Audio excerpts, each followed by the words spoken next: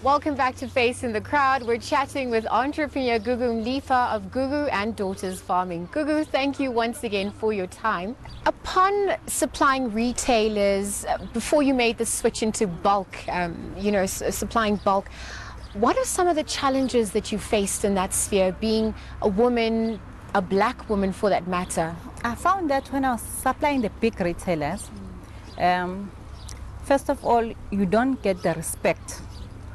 You are judged by, I guess, the color of your skin, and you are never given first preference, actually. The bigger guy always has the first preference. Your trucks can come in at the same time late, 5 minutes late, you know, but yours will be 10 back. Yes, the big guys will be there. As much as you're delivering the same quantities, no, you are too late, even if it's just 3 minutes. But you are late at the same time. And then that entrepreneur spirit of you kicks in. How do you overcome that challenge? Because you're sitting with fresh produce. You have to negotiate. Luckily, you just call another client. Can I give you this and this and this? I've just learned one thing I'll never submit to retail shops, and I'm not a price taker. They have a tendency to dictate to you how much you should charge them. And I don't understand how you can dictate to someone how much they should charge you when you actually don't understand the production cost of that produce. They come at an angle, they say, I'll take your bunch of spinach for 3 rand. But you don't understand how much actually did it cost me to produce that spinach. So eventually, retail shops didn't do it for me. So I'm pro bulk end user market, and I'm selling directly. That is the strategy that we're going about now. Upon you entering agriculture and farming, I mean, what were some of the major opposition you faced as barriers to entry? If I could do things differently. Yes. That's what I'll say to young people. Do not be afraid to go out there and get a loan and get a business going. So believe in yourself, believe in your business, what you are doing. So my business, it took some time to grow because it was grown with profit. Yes. Every month profit, just like that, you know.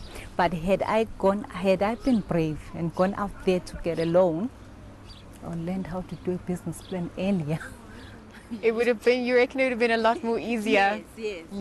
You know, but I would have really climbed a lot of steps quicker than I did, you know. In terms of the disparities that exist in farming and agriculture, I mean, you're a woman, so gender plays a role, perhaps race as well.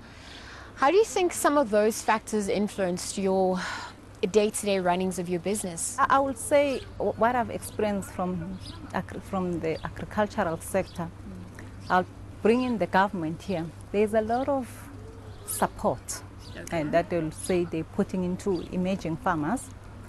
But you find that a lot of farmers don't make it because there's either the support is not comprehensive or they do not profile the farmer enough. I think they confuse a farmer because someone is there, owns land, and is just farming, and actually an agricultural entrepreneur, someone who farms for profit. I'm a farmer, but I farm for profit. Profitability plays a key role in what I do. I will not do it if it's not profitable for me. I will not put a sit down if it's not going to make money for me. So it's profitability. You know, as an entrepreneur, you mentioned that you can't do this alone. So as much as you are, you know, at the forefront of leading, you've got many people that are helping you, that are working as we speak, you know, to get the farm up and running and also manage the sustainability of it. How do you think collaboration and co-creation works in your industry? I wish I had learned to collaborate earlier in life, you know, but what has worked now for me is the collaboration. Yes, I hire a lot of women and youth. I'm pro young people and women, but I've seen that having to bring in partners to execute my strategy has been faster and quicker, you know, that I'm able to capitalize on other people's skills as much as they can capitalize on my skills and experience. So I'm surrounded with very intelligent women. Some of them are engineers, some of them are accountants, some of them are hustlers, you know, farm managers. We managed to speak to a few people who know you best. Let's take a look at what they had to say.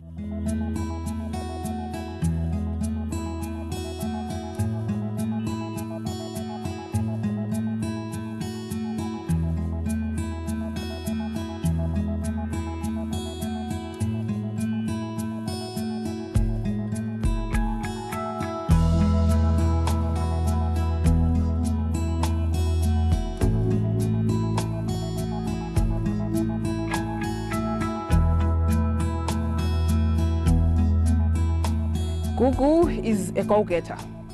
She is a hard worker. She goes out there and gets it, and she doesn't come back until she's got it. She's compassionate.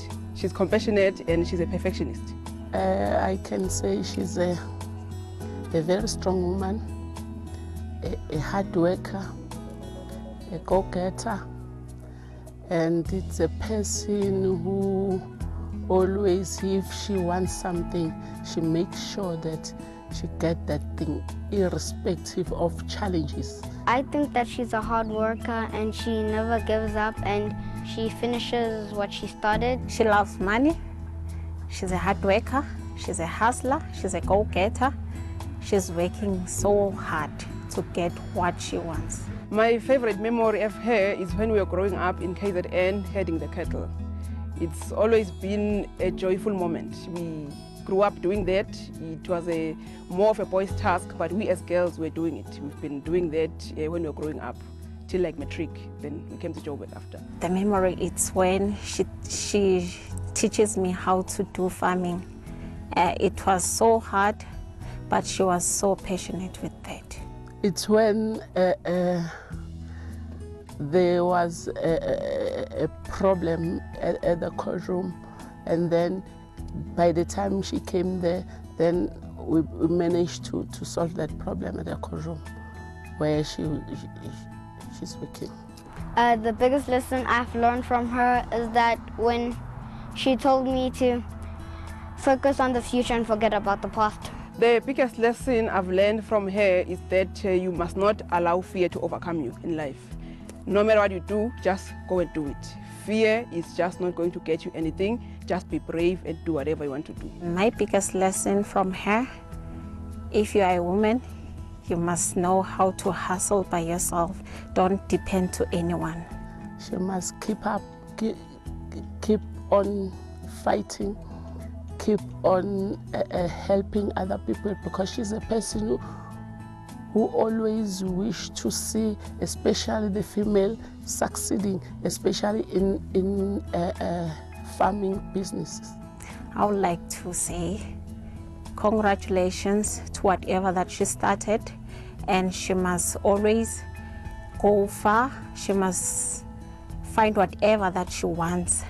I just want to say she must continue doing the good work that she's doing. She's doing it. She's doing it.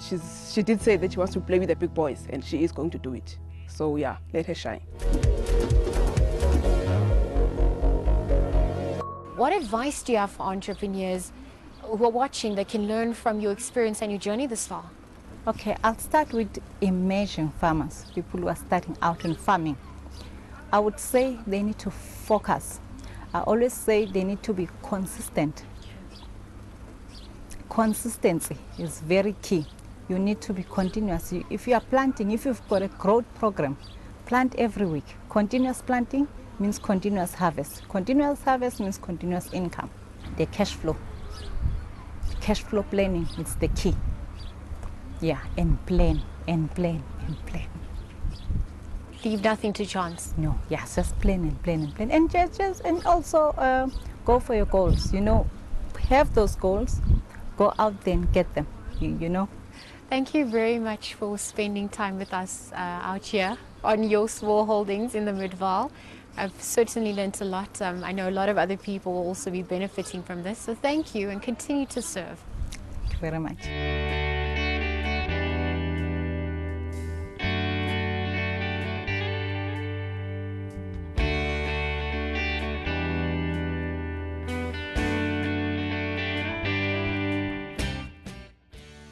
Well, there you have it, Gugu Mlipa of Gugu Daughters Farming. Clearly, consistency and collaboration is the key to her success. Now, don't forget to like us on our various social media platforms. But from myself, Liesl Wilson, and the rest of the team, it's goodbye for now.